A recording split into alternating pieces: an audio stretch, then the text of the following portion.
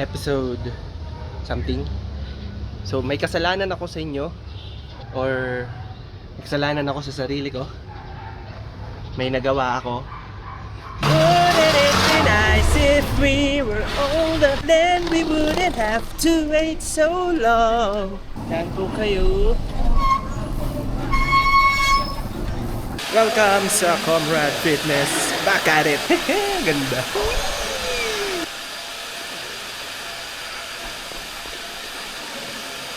Mas lumalaki katawan ko dito. Wide shot.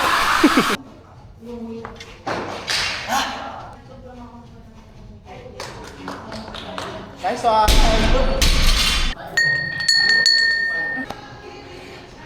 Magpapaguts pa lang sa GC. Sweets. Oh, ano ka na sa akin? 8-7 natin. Ganda nitong shot mo. We're going to Summit! Lunch with Mame. Sabi ko dito sa episode na to, pasensya na mga kawala, nagkasala ako sa kanila. May kasalanan ako sa kanila tsaka sa sarili ko. Kasi hindi ako tumupad sa usapan. Na?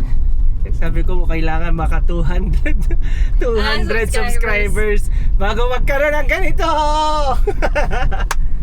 Nauna. Kasi Wala naman. Okay lang, doon din naman yon, manifesting. Kaya ako siya talagang na-push na ako. Wala naman talaga akong balak Anong walang balak? na bumili agad.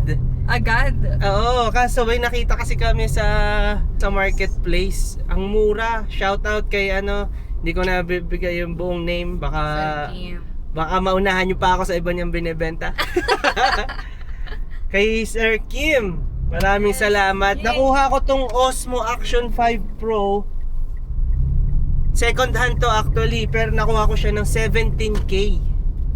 17K, may free na siya na yung stick, DJI ang brand. Tapos may 512 gig na SD card. Oh my God.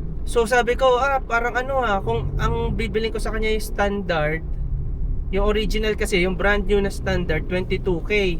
Eh ito, 17K, so 5K na agad yon ang natipid. Plus, plus yung SD card, chinek ko around 2K din ata yun eh.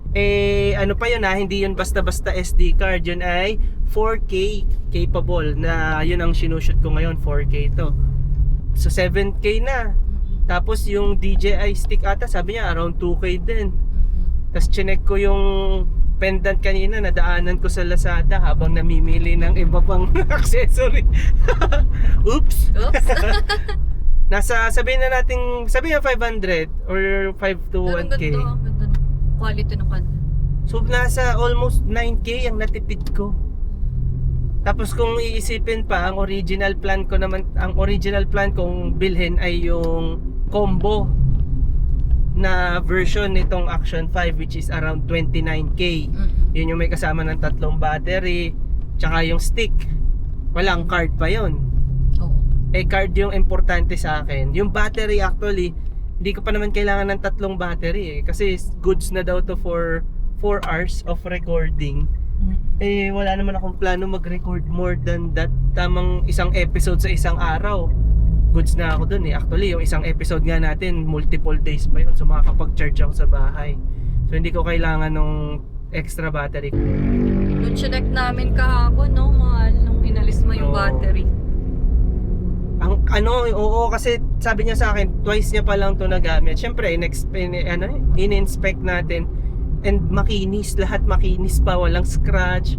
2 times pa lang niya nagamit sa Macau ata. Oo nga pala, ang galing pa kasi si Sir Kim ay tawag dito, dating ka-work ng pinsan ko. Hindi ko na lang sasabihin kasi baka ayaw niya maging public.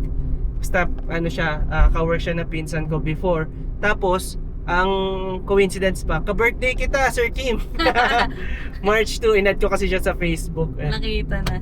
So magka-birthday pala kami. So matinding negotiation ang naganap kay Sheila. Kasi syempre nagpaalam muna ako kung pwede ko ba bilhin yun.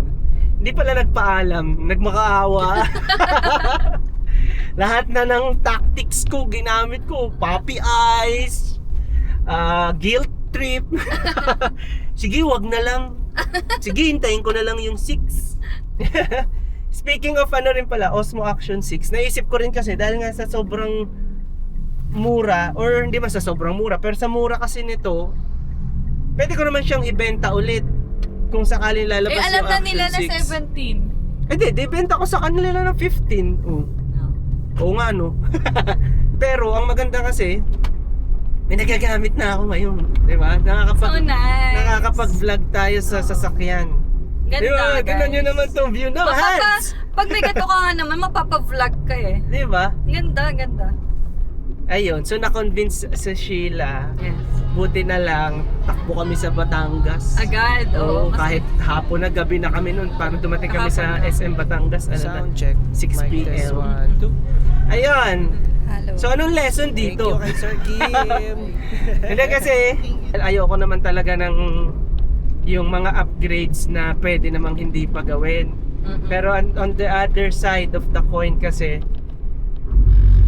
kung yung upgrade mo ay mapupush ka na maggawa pa ng mas maraming output o kaya mas tawag dito, makakatulong sa mga shoot mo talaga, why not now? Yes. Diba? Kung Yun kaya, yung kung sabi ko pwede sa naman kanya na. din. Gagamitin mo gagamitin mo. Di ba? Kung pwede naman na ngayon na makakatulong talaga, hindi naman matatambak, gawin mo na. Kumbaga, Go na. go for na. it. Ito meron din siyang nakalimutan ko. I-flash ko na lang dito sa screen. Meron din yang psychological fallacy, sabi natin. Pero hindi daw siya fallacy. Bukod pa din yung sa maraming choices. Kaya hindi ka makagawa ng decision. Iba pa rin yun eh. Parang ito ay hindi mo basta sabihin na natin in my own term, hindi mo magawa yung magandang bagay dahil nag-e-expect ka na meron pang mas maganda na paparating. Kaya wala kang nagagawa ngayon.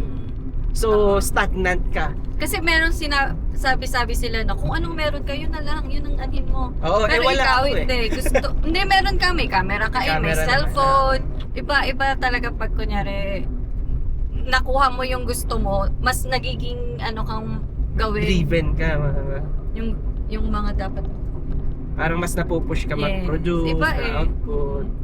So kung halimbawang kayo ay nasa same situation ko, may pera naman kayo na extra, sabihin na natin, nasa inyo na eh, na ang nagpapahold lang sa inyo is baka may mas maganda. Yun kasi yung kaya hindi ako makabili kasi baka lumabas na yung Action 6. Eh di tsaka na problemahin kaysa wala akong magandang output. 'Di ba? At least habang hinihintay ko yung Action 6, nakakapag-produce na ako ng magandang output. Maganda na yung kuha ko, kinaganahan na ako mag-shoot. Iba pala yung sinabi ko. Ano ba yung sinabi mo? Hindi pa to yung review. Gagawa tayo ng episode na hindi siya review eh. Ang tawag ko sa kanya ay justification. Sa asawa Justification video ng Action 5 Pro. I-justify ko doon kung bakit dapat bumili ako nitong camera na to. Bakit worth it siya. Yan, so to wrap up lang ng episode 20. So yun nga mga napagkwentuhan na namin ni Sheila kanina sa isang justification na lang para makabili nito is parang naisip ko kasi parang ano na lang yung nangyayari eh. Postponement fallacy. Na-stuck na lang tayo sa walang katapusang paghihintay ng bago, 'di ba? Ng mas maganda. Na kaysa nag-start na tayo ngayon, katulad nitong episode na to, 'di ba? Isang bagong episode na naman ang nagawa natin and medyo may kakaibang mga shots, may mga kakaibang tayong nagawa. Na-push tayo na maggawa ng panibagong episode. Pwede mo siyang i-connect sa pwede mo siyang i-connect sa FOMO, fear of missing out, kasi nga parang yun nga, pakiramdam natin may mamimiss tayo kapag binili na natin to, which is may solusyon naman, pwede naman nga ibenta to. So yun, shout out nga pala sa mga bagong nag-subscribe. Maraming salamat kina Sir Alvin, kay na Ma'am Jika, kay Jimwell, kay Sir Jimu, kay Judge, kay kay Vince. Maraming salamat sa pag-subscribe. Pati kay Donna, ito fellow 22 to. Maraming salamat sa pag-subscribe. Sana nakaka-relate kayo kung meron kayong pinagdadaan ng ganito. Baka mamaya nalalaro na lang kayo ng utak nyo. Maybe you're missing out sa ibang bagay. Sabihin mo ngayon. Ba't ka nagpaalam sa akin? Para? May sisisihin. Sisisihin siya, guys. So, subscribe naman kayo para at least maging worthy ako ng nitong Sana camera na to. 200 na. 200 subs man lang. Iba-iba. Maganda na ang iyong Try nga natin ang audio kung kaya niya. Sabi may voice command. Kaso in-off ko ata yung voice command eh. Stop recording. Hindi.